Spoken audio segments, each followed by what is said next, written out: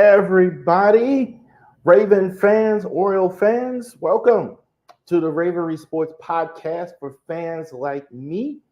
Like and subscribe to all of our videos. This week, our weekly video. Sorry, we're a little bit late this week, but thank you for joining us here as well on our weekly podcast. Genesis Notary Services / Facebook.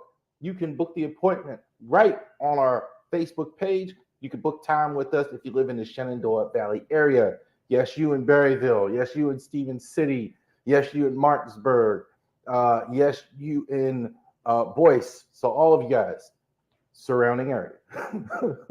Somebody called me like from further than that. No, we're not. You know, you're living further away than that. I'm not doing that. Also to ravorisports.company.site. Definitely check it out. This year probably will have an app for it. So definitely, so you'll be able to use your phones for you, especially like you young people definitely want to use your phones, and definitely you can go on there and use that as well. Super Bowl Sunday stream. We are going to be streaming 4:00 on Super Bowl Sunday. Whether the Ravens are in it or not, we're going to have a long day together if the Ravens actually win the Super Bowl. So hopefully that's the way it looks. So we will go ahead and get right to it. This week, we will get to the business of football down the NFL. Not going to be a little exo heavy on this because this is obvious here, right? Right? 56-19. Ravens win the AFC North. Ravens win the number one seed in the AFC. They probably, I'm thinking what we're going to talk about it, like may not get the best record in the league, but you've accomplished what you need to accomplish. You can't do better than that. Number one seed in the AFC, best record in the AFC going forward. Beat the Dolphins, beat the brakes off of them, putting it mildly, 56-19. Lamar, one of his best games as a pro. Repeating Joe Tessitore, Jackson 21 passes, 18 completions, 321 yards, 5 TD passes. Sensational by Lamar. I thought I've said that a couple times. You know, the weakness I thought he had as a passer was the little teardrop pass. You know, I thought he throws it better on the line. I saw 2 or 3 really good ones. Getting better at that. Lamar really works on this. Really works on his game, really improving as a passer, which is unbelievable. Gus Edwards, 16 carries, 68 yards, 1 TD. Gus was been good all season long. I think he's got like 13 touchdowns. Fantastic all season. Short yardage. Look, where would we be without Gus Edwards? Where would we have been? You lose all these running backs. The one you've been able to keep is Gus Edwards. Nice work by him. Zay Flowers, most yardage as his pro. First 100-yard game. 3 touchdowns. 3 catches, 106. A long play that nobody was going to catch him in the behind. He really showed out his speed on that long touchdown early in the game. Flowers getting his first really huge touchdown. Matabuke, man, he's made himself a lot of money. 13 sacks. Fantastic stuff from Matabuke all season long. Really pushed the pocket. Again, what you've seen in defense, team effort. Very, very, very impressive. The defense overall, too. No Brandon Stevens in this game. No Kyle Hamilton in this game. And I was really impressed. I don't think they were better than Matabuke, who I think's been sensational all year. But what was really impressive was the secondary, I thought. Ronald Darby played. Arthur Millette played. This is a 3rd and 4th corner going against Tyreek Hill. Now, they didn't have Waddle and they missed, but that was pretty good. Pretty good. Considering that. Marlon Humphrey went down early in the game. Good stuff. I think they've been good, too, all year long. Rock Ya-Sin played. Look, that's phenomenal considering the circumstances. No question about it. Tua Tagovailoa. You know, last week's game we talked about Purdy and McCaffrey MVP showdown. Not quite as talked about this week, but this was kind of was too. Two guys that were in it as well. Tua Tagovailoa and Tyreek Hill. They could have if they'd have had big games. That didn't happen. Tua, I think, was a little bit exposed in this one. I think like what they've been doing is because he had some injuries, get the ball out of his hands quick, which I think is a good idea. Make sure he throws quickly. Anytime he held the ball and the Ravens made him hold the ball, it didn't go well for him. Didn't go well for him. So I think two TD passes, two picks, got knocked out of the game. This is several quarterbacks now the Ravens have knocked out of the game too. That's something. That shows you how fierce that defense is getting after these guys. Last week, Brock Purdy got knocked out, season-ending injuries for Watson and Burrow after they played the Ravens. So the defense getting at it. Quarterback playing the Ravens. They're going to get after it. Mostert didn't play. I think that mattered. Even though Acme had a great day, I think like part of their mojo on offense is their Tyreek Hill takes so much attention, it kind of clears the lane for Acme and Mostert. So you really can't run up on the line of scrimmage because you have to pay Tyreek so much attention. He had a good day regardless. I think that's why though they you really didn't focus on him, but it really didn't matter. They really got so far behind they really couldn't do much there. He had a good day. I think he had. I think Acme is really good. I think he was probably out of all the Dolphins players on that Sunday, I was the most impressed with him. Tyreek Hill, not a great day for his standards, as good as he's been. Dropped an easy touchdown. Very un-Tyreek Hill-like, had it right in his hands and just bobbled it. They would have had 6 points. They had to settle for 3, and that was kind of the beginning of the end for them. It was early. That would have put them up 14-7. They went up 10, got the field goal. Not a good day overall. Tyreek Hill, they were tripling him a lot. Fell behind. Former Raven Deshaun Elliott, good to see him in the league still. Bradley Chubb got hurt in the game. Dolphins fans, you have every right to be upset. Why was Chubb even in the game in that part of it? So I don't know why Bradley Chubb was even in the game. Deshaun Elliott, good to see him land on his feet. Really no good defensive performances on that side. Elliott had the most tackles. He had 7. So you give up 56 points. This was a wipeout, period. Dolphins, Ravens are fighting in the heavyweight division. Dolphins are fighting in the cruiserweight division, or light heavyweight, as you put it.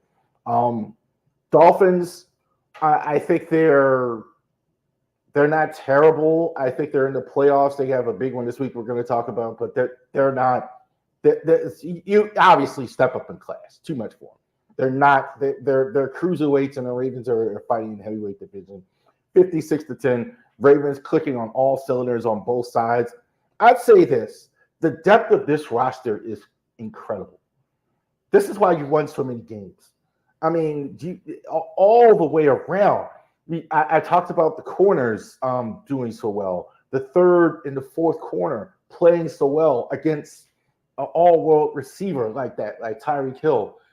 Guys like Van Oy coming in off the street. Guys like Jadeveon Clowney coming in.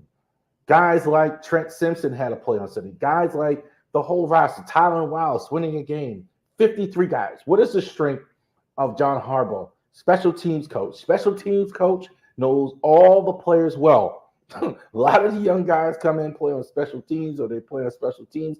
That second half of the roster is always so solid for the Ravens because I think John Harbaugh's experience as a special teams coach for so many years in Philly, he understands and he gets production out of that. Fabulous stuff. Gonna say it. It's Steelers week. Absolutely it is. So we got a Steeler game this week. Steelers going against the Ravens. Going against the Ravens.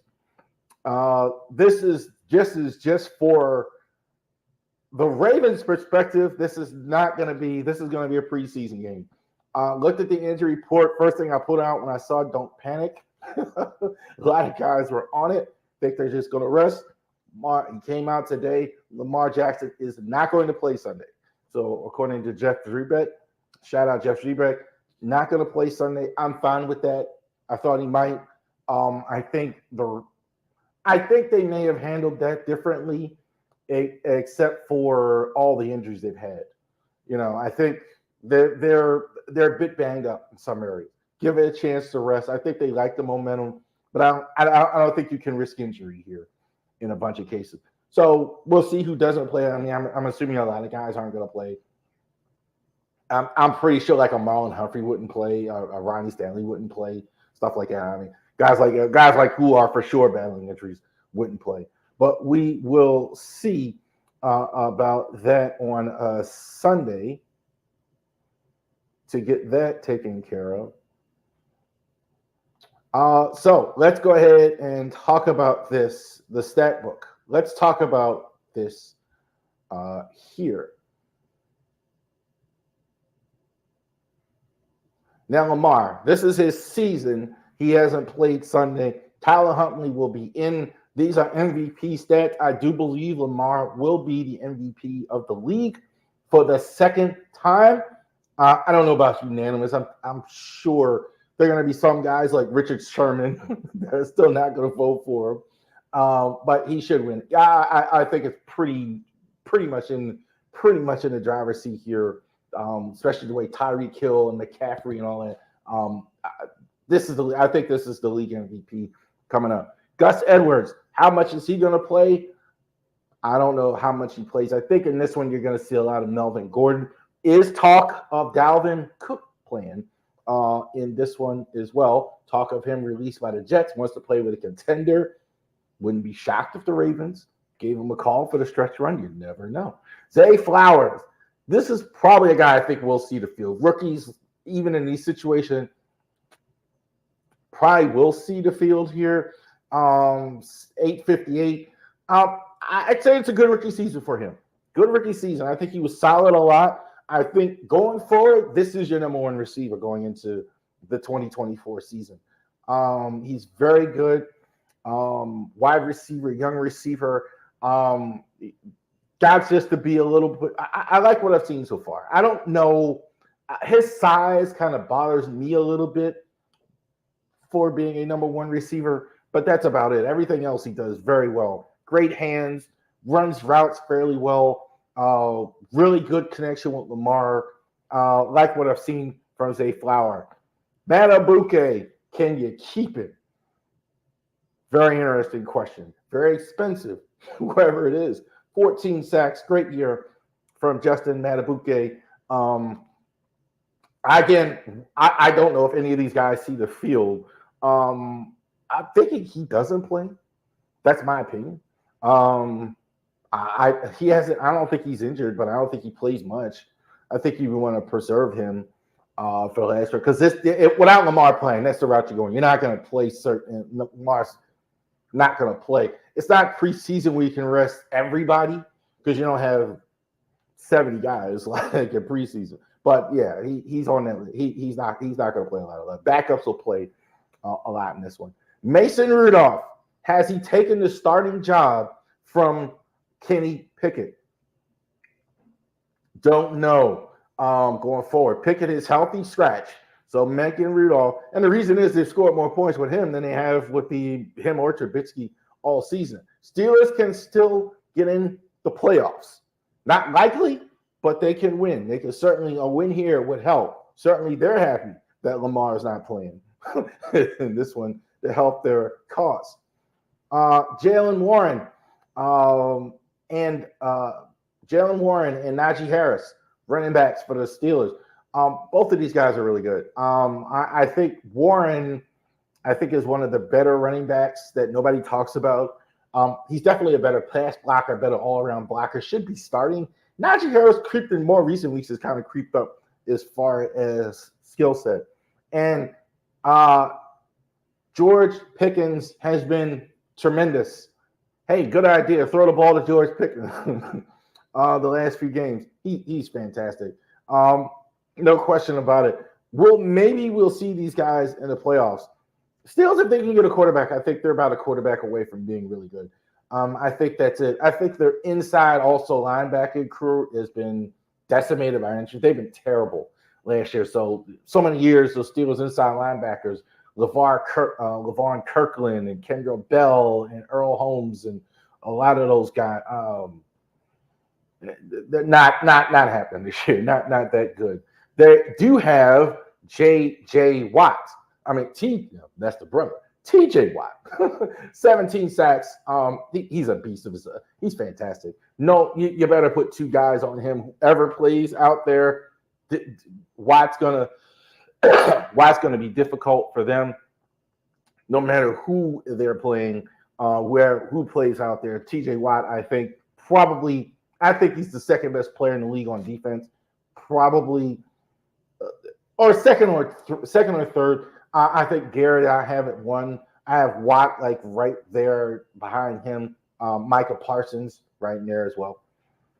If you said, I think I'd have Watt ahead of Parsons. If you said Parsons, I don't have a big problem with that. Tyler Huntley. Let's see how that goes. Sunday, he's going to get his first start of the season. That's because you're going to have no Lamar. So I think it is going to be Tyler Huntley going the whole way. Good chance for him to play. Twice he hasn't really been healthy a lot this year. He's kind of been finally battling his own injury. I mean, he hasn't played, obviously. He's backup. So, but yeah, good chance for him to get some reps in, play against the Steelers. Defense, X Factor, resting players. I don't know who's playing for sure. I'm assuming you're going to see a lot of Darby, a lot of Arthur Millette. You're going to see Trent Simpson. You're going to see like Travis Jones.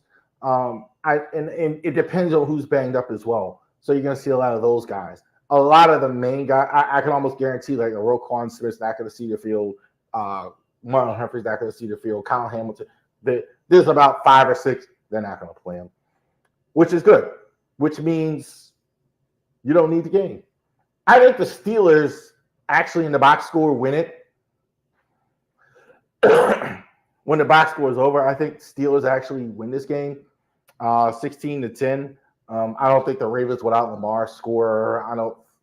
I don't know how much even Gus Edwards plays in this one. I think maybe you see a lot of Justice Hill. You see a lot of Melvin Gordon from bell to bell. They just want to get healthy, man, for the playoffs.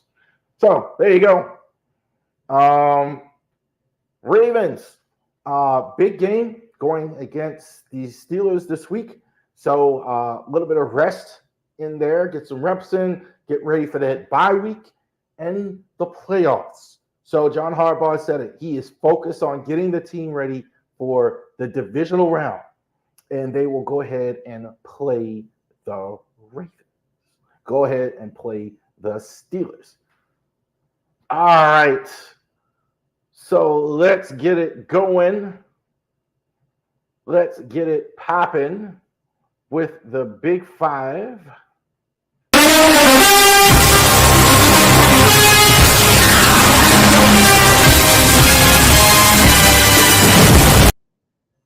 Big Five. 5 biggest games on the schedule that are not Raven games this week. A lot of playoff implications this week. So definitely their last week of the regular season. So this week, still a little weird to me to have 17 regular season games. That's just you're trying to get more money. I don't think we need 17. But I mean, that's fine. I mean, I guess, hey, get one more week of regular season games. So that's always good. Detroit. I'm sorry. Let's start with Dallas and Detroit last week. 2 really good teams. That was the takeaway I had. Dallas is pretty good.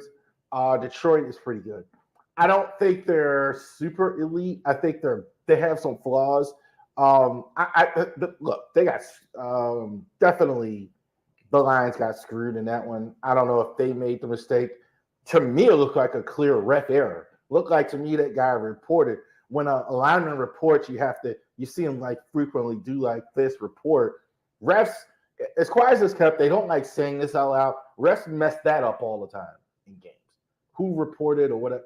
That happens all the time where refs mess that up. That's exactly, I think, what happened there. I would say, though, Dan Campbell, I knew he was going for 2 in that one easy. I knew he was going to go for 2. Cowboys got away and escaped. That's about what you expect, a close game like that as well. Saints are still alive. They could have got eliminated this week at Tampa. Had one. Mayfield, I think, may not play. That's big deal. Saints, I don't think they have the right coach, but they should be winning that division. I don't think they may have ran out of time anyway. Tampa can still win that division this week if they win, but they may not have Mayfield in the game. Interesting to see what happens. We got to keep up on that. Green Bay and Minnesota. Vikings got eliminated. Vikings didn't deserve to make the playoffs this year. I don't know if they're going to be in the total rebuild. Green Bay has a shot to get in. Jordan Love, that's a tough one. I think he's this year's version of Justin Fields. Is he good enough to go ahead and go forward with? Almost like sometimes in life, if you have to ask the question, maybe you already know the answer, but he might be. He's gotten better for sure. So I definitely think Jordan Love, definitely. Vikings definitely got eliminated. And excuse me, KC over Cincinnati, they didn't do a thing for me. KC didn't do a thing for me. I kept thinking that Joe Burrow played in that game. They lost that game. KC's got real problems. They're getting such a break from the media, too. Like, they've been awful the last few. They're not scoring a lot of points. The receivers are killing them in games. Their tackles are not good. Defensively, I think they've regressed a little bit, too. I think they've kind of been fortunate here down the stretch. They're playing teams without good offenses and backups as well. So they were much better earlier in the year. So, but they won the division in spite of it. I mean, I think they kind of caught a break with that, too. A lot of teams in that division, AFC West, got rid of their coach, got rid of the quarterback, etc. So they got a break there too. So we'll see. Big Five this week, last week of the regular season. Colts and the Texans playing on Saturday. Oh, also too, I didn't mention this, so it's a good chance to mention it. Ravens game Saturday at 4:30. So they moved it from Sunday to Saturday. So the game is at 4:30 at M&T Bank Stadium. So definitely check that out. This game here, remind it, because this game is after on Saturday at 8 o'clock. So definitely. Colts and the Texans. I think the loser is out here. I think the Texans may win this game as well. Very interesting to see. The first game, the Steelers and the Ravens, is actually important here. If the Ravens do find a way to beat the Steelers, then the winner of this game and the loser have a good chance to get in. It's a shot here that the loser may not be in. Texans, I think, win this game. Stroud plays, they've been good all year. Stroud is fantastic. No question about it. CJ Stroud was the best quarterback in the draft, last year's draft so far. He's been fantastic. The Colts have been scrappy as I don't know what. Good for them. I think Minshew has been really scrappy for them. He's had some bad weeks, but he's had some good ones. I think it could have been a lot worse for them had they not signed Gardner Minshew as well with all the Colts issues. And I love DeMeco Ryans as a coach. Good job for him. I think he has done like the Texans in that one. Browns and the Bengals. Bengals at 8-8. Browns at 10-5. Browns at 11-5. So I don't think the Browns are necessarily going to be playing players in this one. I'm not sure.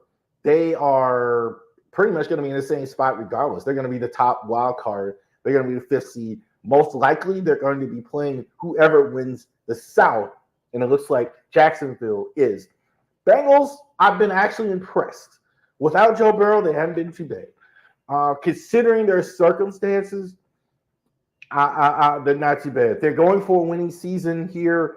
I think they should win too. I don't think the Browns are going to be playing players. Browning's okay as a backup, not bad. I don't know if he's a starter. I don't like his arm strength a whole lot, but he's certainly done well as a backup under trying circumstances. Receivers have been banged up. Bengals have done, I think, considering the circumstances, going forward, not too concerned about the Bengals going forward. I think they get Burrow back. You'll be pretty good.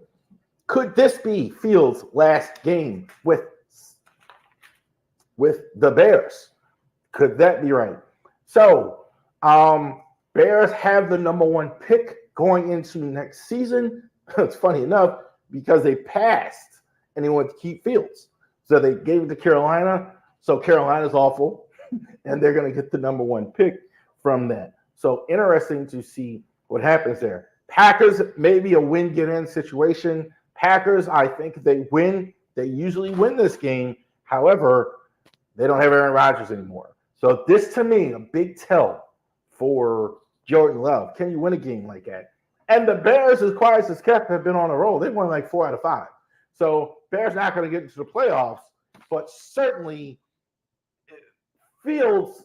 There are some people, I'm not one of them, I think they should take Caleb Williams, but there are some people that do think that maybe he's played his way into keeping the job. So we're not going to know that until the offseason, but I think it's very fascinating that they're in this position, the chance to knock out the Packers the same way the Packers, and the Packers probably may still have Aaron Rodgers had they won last week in the last week of the season against Detroit. Interesting. See what happens. They may have stuck with him had they got in. Rams and 49ers. Rams, I think, are already in the playoffs as well. And the 49ers are also already in. I think Niners, are going to be resting players. I think they're already locked up everything in the NFC. Rams have looked very good down the stretch as well. Very impressive. Kyron Williams looks like a fantastic running back here. They probably have the best rookie receiver. Puka Nacua is fantastic. Stafford has been really good. Their line has been not bad either. The offensive line. They've kind of pieced that together. Defensively, I think they have some issues, but Aaron Donald is still there. They're putting 3 guys with Aaron Donald every time they snap. Niners should win. I think both teams are going to be resting players. I don't think either team really has a big center to play. This is a big game. Biggest game on the schedule by a good margin. Very important. Dolphins, Bills, Sunday night game going into Miami. Bills, second in the division right now. They have a chance to win the division by beating Miami and getting possibly the number 2 seed. Dolphins are already in the playoffs, regardless of what happens in this game. They lose, they could drop to the 5 seed. Bills, they could also be out of the playoffs, depending on what happens. Interesting. See what happens. I don't know what to make of the Dolphins on defense. They really got banged up in the game against the Ravens. Bradley Chubb, losing him, not good. Xavier Howard, losing him, not good. The Bills have seemed to find their footing again. They're running the ball more. Josh Allen is kind of came around a bit. He was struggling a bit. Offensive line is good. Now, Von Miller seems to have his issues, but I like Buffalo in this one. I think Buffalo needs it, and I think they're a better team. I think they're better than Miami. I think Miami is a bit of a paper tiger. I kind of been hinting that all year. Offense is really good. You can't do anything with Tyreek Hill and all his weapons, but plus they're banged up. I think they get in to the playoffs as a 5. I think the Bills win that division. Big 5.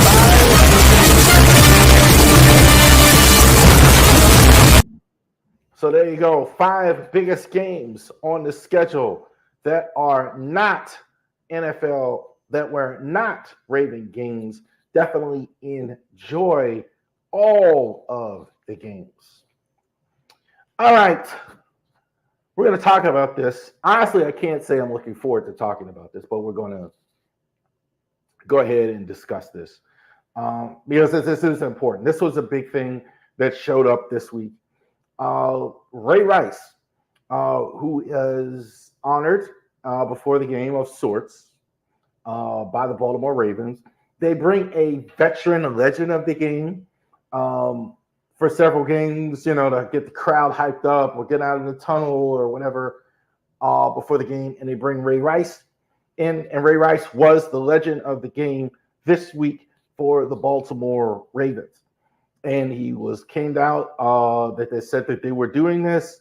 Apparently, he has spoken to a lot of the young players before for this, and he was honored before the game. Most of it was positive, which didn't surprise me. As part of what I want to talk about. But it was very interesting to see that Ray Rice was honored before the game. Let's talk about the player first, because we're a sports stream and we're going to talk about the player first. Ray Rice, I think, when I did a video in the last offseason, that I think this guy was the second best running back in Ravens history by the numbers, no question about it. Ray Rice was a phenomenal running back in his prime. Short guy, like really not really tall, like I think it was 5'7" or 5'8" or something like that, but really solidly built. Really, like you see a difference now with a lot of these shorter backs that are in the league now as compared to like a Ray Rice, because Ray Rice wasn't tall, but he was really solidly built guy. Ray Rice was a phenomenal running back for the team. They won the Super Bowl with him. I really think got a contract extension, deserved it. Catch the ball out of the backfield, phenomenal back out of the phenomenal catching the ball out of the backfield. Really could run up the middle. Really, he's one of these guys that can bounce in the middle, bounce outside. As a player, there's no question about it. So his last year, production for whatever reason kind of tapered off. He had trouble making people miss or whatever as he got older. I don't know. I don't know. We'll never know because of what happened. It was cut short. But his numbers and stats were kind of cut short because of all the issues that he had. He really didn't get a chance to play anymore. I'm going to say this first. I put this out on social media, and I was shocked by the response that it got. I asked the question, are you happy that we're honoring Ray Rice? It was enormously yes across the board.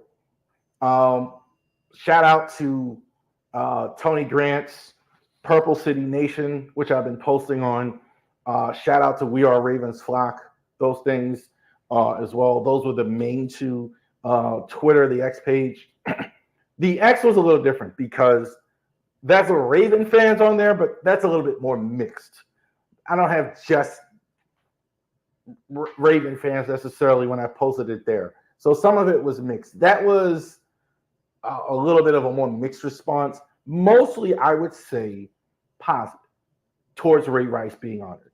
The social media, the Ravens fan groups, especially I posted in my page as well that I didn't even put in fan group. That was almost all positive. Yes, we should honor him. I'm not joining you guys. That's why I kind of didn't want to even go here, because I'm on a different side of a lot of you. I'm not.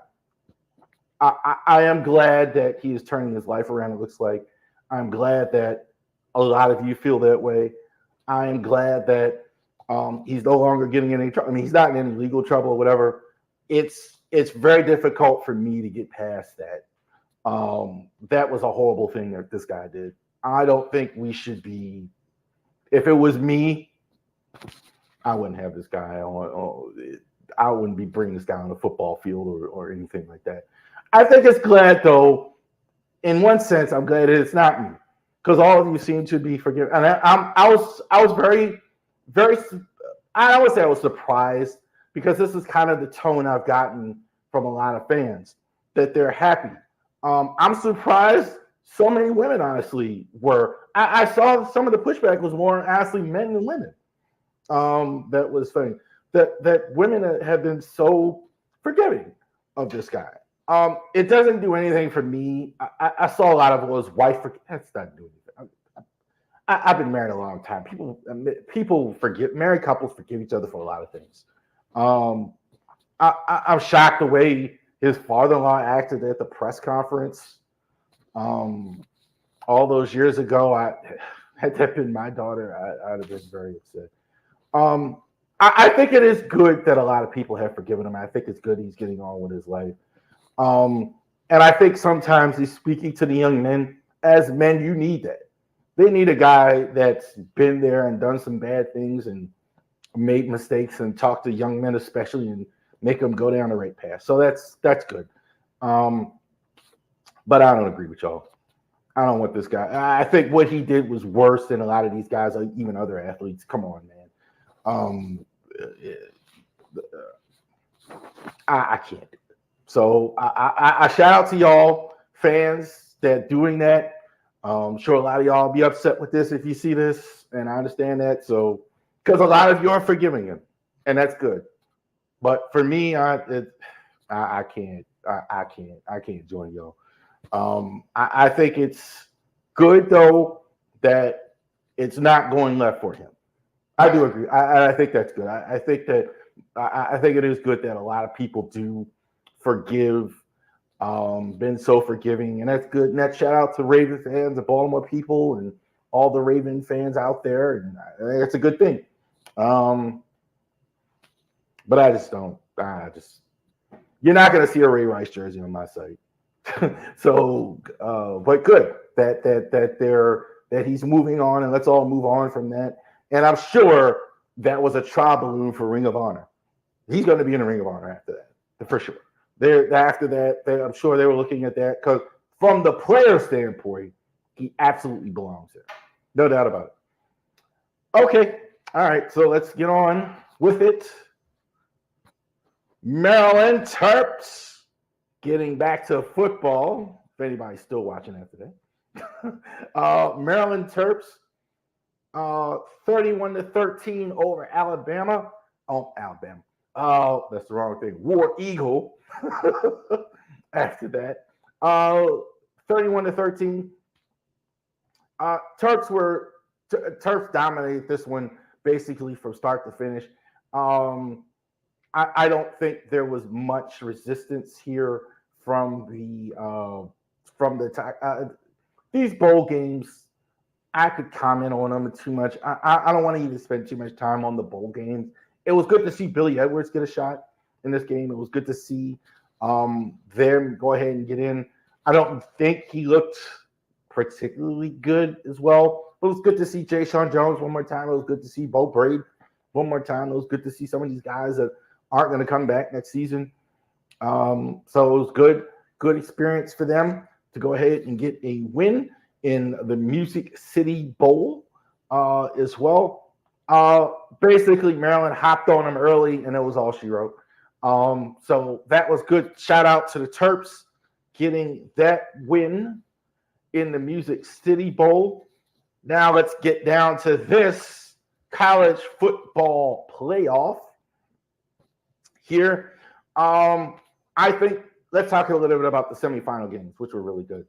I thought, let's talk about Texas and Washington first, because the other one, there's more to talk about there. Texas and Washington was fantastic. Two really good teams. Quinn Ewers, I thought, played well in this one. Michael Phoenix, I don't know about him being a great NFL quarterback. He looks a little smallish to be great at the NFL. He is certainly a great college quarterback. He was the reason they won. I thought he was great down the stretch. I think both teams scored, played well in this game. Defenses, not so much.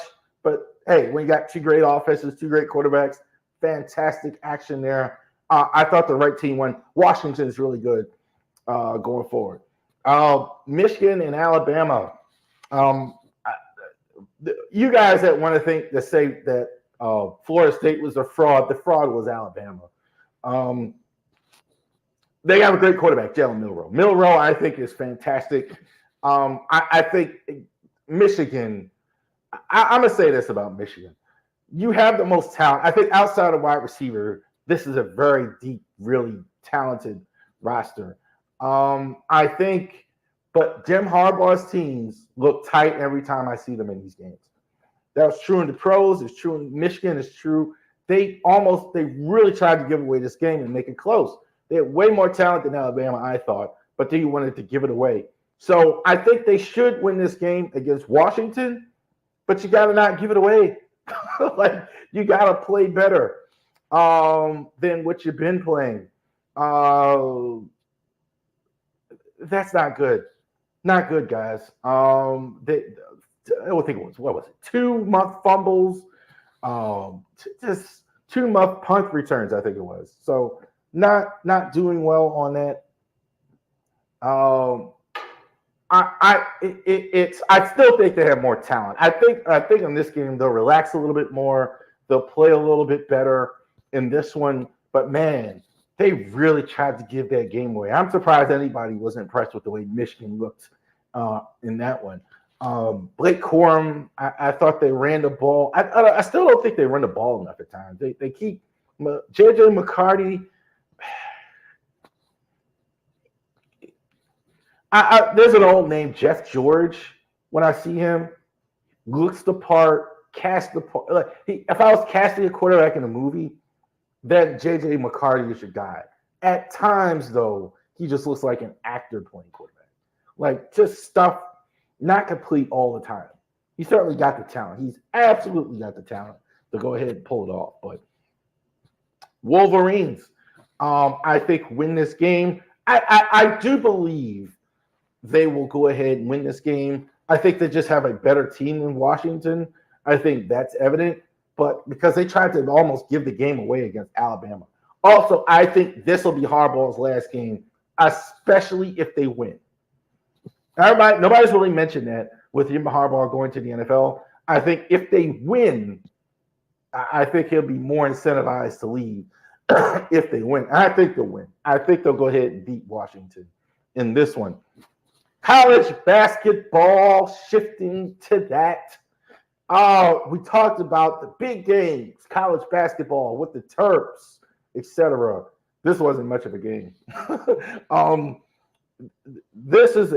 Purdue has gotten better since I last saw them last year. They looked pretty good early in this year, and they look good, really good in this one. 67-53. That was deceptive. They had a pretty big working lead this whole game. Jameer Young, as we know, is fantastic. 26-4. Here's the thing: as good as he is, and this is not a criticism of him. It's been working. It usually, and it should. It just, other guys just aren't getting in the rhythm, and that's the problem. They tried. The problem is, early in the year, they tried to spread it around a lot, and they were losing. So it works when you have a Jameer Young and the ball in his hands, but it's not working in terms of. It's not working in terms of. It's not working in terms of getting other guys. Like Julian Reese struggled in this, didn't really score. De'Ara Smith really didn't. He had like 2 points. The next scores, let's talk about it. Dante Scott, 8 points, 7 rebounds, coming around a bit more as well. He doesn't need, and Jordan Geronimo, this is a great example of what I'm talking about. Jordan Geronimo, 9.6 assists. He's a utility guy. He doesn't need the ball at all, right? He's a floor game guy. Him and DHS are kind of, that's why he's in there. You have a Jameer Young, so you have a guy like Jordan Geronimo that doesn't really need the ball in his hands. So it's a good guy to have. So you have a guy like a Jordan Geronimo, perfect example. He doesn't need the ball in his hands at all, right? He's a guy, he's like, has that good floor game, et cetera, et cetera. And so what you're seeing is other guys aren't in the rhythm, which is that Purdue, fantastic. Zach Edey, we know how good he is. I think what's happening too is Zach Edey, dominant in the middle. Like, he gets his back to the basket, nobody stops him at all. Like, there's no such thing. Like, he gets the ball in what my dad used to call the inside the crack line, the low post interior. You can forget it. He's going to turn around, dunk it, turn around, skyhook, turn around. He could have scored more points than what he did. Here's what's happening in Purdue. Last year, they basically were counting on some guys to step up, and they were young, and they hadn't. Brendan Smith has been really good. 14.7 rebounds, 6 assists, really come along there. Fletcher Lawyer also too has really come along for them as well. Lance Jones, another senior, 11 points, 4 assists. So they're kind of doing what I want the Terps to do. They're getting production now from other areas. They're getting production from other players in the lineup. So they're actually getting more from the other guys on their team. This is absolutely looks like a team that's number one in the country. So no question about it. Terps just a little notch below. Let's see how they do against the other good teams. Illinois off to a good start in the Big Ten. Michigan State, etc. Let's see how the Terps do going forward with all these games. Good. I think the effort wasn't bad. I just think they were overmatched.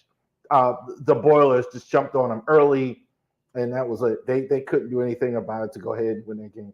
Boilers, outstanding stuff. They went ahead and win that game. Good job by the Boilermakers. Shout out to the Terps as well. Good effort. Good effort, at least, I thought. In the second half, I thought the effort was much better from them. All right. You didn't think we weren't going to talk about your Baltimore Orioles. All right. So let's go ahead and let's talk about a breakout seasons. Okay. So 2024 breakout Baltimore Orioles. So what's a breakout? Okay. So a lot of plans and things around a lot of fans that you like say, this guy's going to break out, that guy's going to break out. What determines a breakout? What is a breakout for a player? What determines that? What lets fan know such and such going to break out, this is going to break out, or this is going to happen like this? Well, as far as breakout, breakout is a player that is going to take the next step. A young player, especially, that's going to take the next step. That's what it is. And that's what we're kind of discussing. So last year, we had a bunch of guys like that. Gunnar Henderson stepping up. You had Adley going ahead, stepping into the All-Star game. Is a guy going to go from starter to star, or guys like that? Who is taking that next step? Who is breaking out in 2024? Let's talk about Colton Cowser. I think he's definitely going to be on the roster. No question about it. I don't know. It doesn't look like the Orioles are going to move at all in anything. We're here in January now. They have not moved off of Santander yet. They have not moved off anything. So they haven't done anything. They haven't done anything except sign Craig Kimbrell. And I think they signed Jonathan. I mean, they made a couple other minor moves maybe. But the main thing is done. Colton Cowser, I think, is on the roster this year, no question. I think he is going to play. It's interesting to see last year. I thought that Brandon Hyde thought he played more than what he did, but he really didn't. He kind of only played a little bit.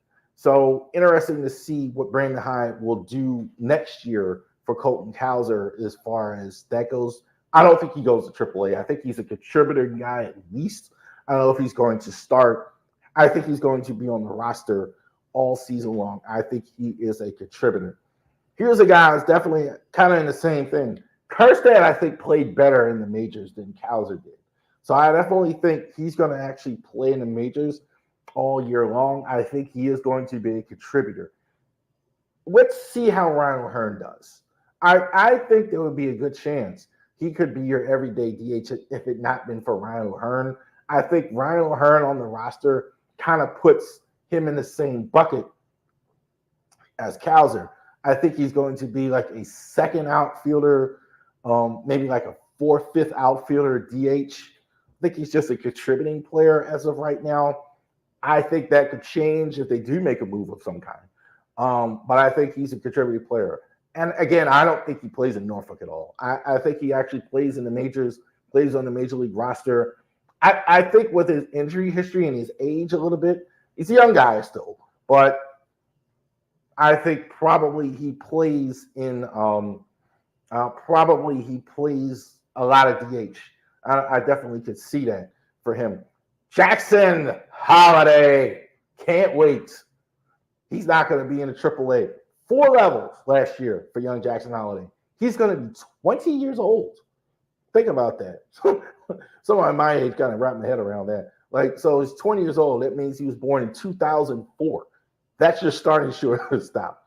I don't think there's any doubt about it. He's going to start, barring some injury, barring something catastrophic happening in camp. He's going to start at shortstop. I think he's going to be a contributor. I think he is definitely the leader in the Rookie of the Year candidacy in the American League. No question about it. Jordan Westburg, contributor to starter. Kind of now, this is actually, I think, less of 100% here because there's a guy, it definitely doesn't look like they're going to bring back Adam Frazier. And so he was kind of sharing that second base role last year. Very good. I don't think he's the strongest offensive prospect. Defensively, very, very underrated, Westburg. So I definitely believe he can handle a starting job. I don't think there's any question about it. I don't think the Orioles didn't think that they would have actually went ahead and signed. They would actually sign Adam Frazier. So if the fact that they don't think that, I think they have no problem giving it to Jordan Westburg. How good is he going to be? I think it's going to be very fascinating. I have him right now in the last batting order I did around at the 9 spot, right behind Jackson Holiday. We'll see how good he is as a hitter. That's the thing. Very fascinating to see. That's how much he plays. One other name, Kobe Mayo, right?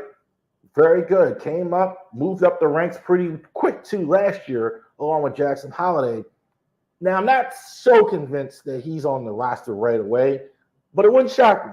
I think there's a lot of depth at first. You have Mountcastle, you have O'Hearn, the other guys you can put it first, third base. You got Gunnar, I think, is going to move there full time. You still have Urias, etc. However, I do think you see Kobe Mayo at some point this year. I don't know what that looks like, though. I think there's a small possibility he may be blocked in Norfolk all year. I don't know that, but I think there's a chance of that. But it's interesting to see. He's certainly, I think, about ready to play in the majors. Starter to star, Gunnar. Some people might say he's a star already. I almost don't have a problem with that, but he was a rookie last year, so I'm kind of not going to say that quite yet. I think Gunnar, can he move to that level of 30 home runs and 100 RBIs? I think so. He's fantastic. Bat speed of him, just breathtaking. Quick bat. I think he's still learning how to hit too, as quiet as he's kept. But his bat speed is fantastic, versatile in the field. I don't think he's a great shortstop. The more I watched him at shortstop, I didn't love him there. But I do like at third base, he's really good. Second base, I think he's fantastic there as well. I think they're going to use him at third base. I think you're going to see a lot more of him at third base, especially with Jackson Holiday on the roster as a starter. Outstanding stuff. I think Gunnar, could be an MVP candidate next year. No question about it. Here's another guy that might be in the All-Star game. Grayson Rodriguez. Grayson, if you look at the year numbers, maybe you're not super impressed. Down the stretch, the last 2 months, he's fantastic. I believe if this is me, the first start of the year, he's my ace, Grayson. Unless you sign a Dylan Cease or something like that, we still don't know yet. As of this recording, there's a million Dylan Cease rumors online. But I think Grayson is their number one starter. I think he wins 15-plus games, has an ERA under 3. If he pitches outside of the playoff start like he did the last few months, I definitely think All-Star could be in the cards for him. Yes, exclamation, question marks, D.L. Hall.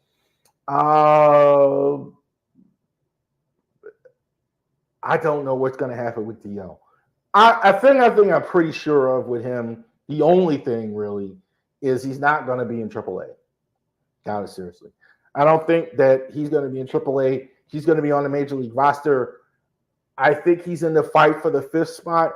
There is a chance they could when they break camp, he could be a reliever, especially seeing how it looks in terms of the bullpen, which is still which is always a working prospect of bullpen.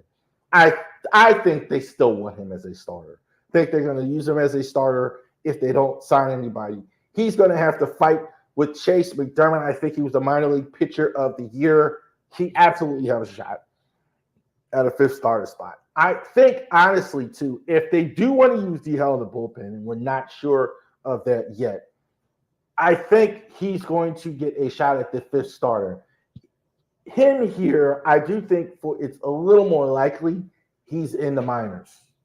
I don't think that's out of the realm that he's in the minor leagues. Whereas I think DL, I think will be with Baltimore regardless. I think there's a chance I think McDermott stays in AAA, where I don't think that is the case at all with DL. All right, there you go.